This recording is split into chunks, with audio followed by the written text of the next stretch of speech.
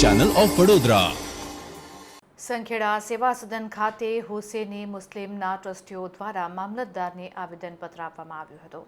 સંખેડા મામલતદાર કચેરીએ ગુરુવારના રોજ હુસેની સુન્ની મસ્જિદના પ્રમુખ મુન્નાભાઈ શેખ, સેક્રેટરી સલીમુદ્દીન શેખ, સભ્યો રાજુભાઈ બેલીમ, આરિફભાઈ મિર્ઝા દ્વારા આવેદનપત્ર આપવામાં આવ્યું હતું, જેમાં સંખેડા ચોરાની હુસેની સુન્ની જામા મસ્જિદ તેમજ નજીકની પાકી દુકાનો તેમજ અન્ય મિલકતોમાં સંખેડા ગ્રામ પંચાયત પાસે આવેલ તકિયા ગ્રાઉન્ડમાં જે તે સમયે ભાડુઆત દુકાનદારોને 100 ફૂટનું ભાડું વર્ષો પહેલા 100 રૂપિયાથી 200 રૂપિયા નક્કી કરવામાં આવ્યું હતું, જે આજે 2000 કે 3000 સ્ક્વેર ફૂટ વગર પરવાનગીએ બાંધી છે।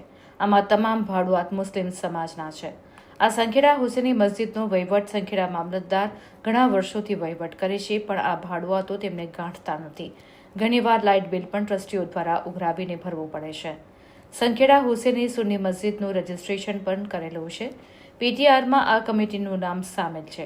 ટ્રસ્ટીઓ તેમજ સંખેડાના મુસ્લિમ સમાજની એક જ માંગ છે કે આ તમામ વહીવટ ટ્રસ્ટીઓને સોંપવામાં આવે તો સારી રીતે દેખરેખ રહે અને ભાડુઆતને તાત્કાલિક બોલાવી તે કેટલા સ્ક્વેર ફૂટમાં દુકાનો બાંધી છે તે તપાસ કરાવે અને તેમને ભાડે આપેલ કાગળો મંગાવવામાં આવે।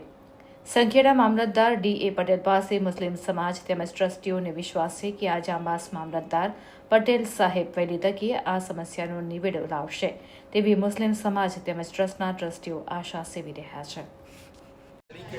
મામલતદાર સાહેબ શ્રીનું નામ બોલે છે, ઘણા વર્ષોથી વહીવટ થાય છે, પણ સદર વહીવટ મસ્જિદનું સંખેડાના ટ્રસ્ટી છે, જેની પીટીઆર નકલ પણ છે અને પીટીઆરમાં આ સંસ્થાનું નામ પણ બોલે છે ગાંધીનગર વકફ બોર્ડમાં, જેથી કરીને આ મિલકત આ ટ્રસ્ટને સોંપે તો ઘણું સારું છે અને લોકો મસ્જિદની પ્રોપર્ટીમાં નાહક અને ખોટા કબજા જમાવીને બેઠેલા છે અને મામલતદારશ્રીને ભાડા પણ સરકાર આપતા નથી અને આ માટે ખરેખર તેઓને જગ્યા 20 બાય 20ની આપી હોય તેની જગ્યાએ 100 બાય 100ની થઈ ગઈ છે અને 10 બાય 10 વાળાએ 50 બાય 50ની કરી લીધી છે।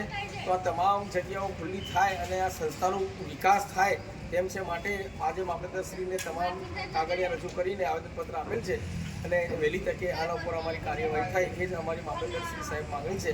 બસ આટલું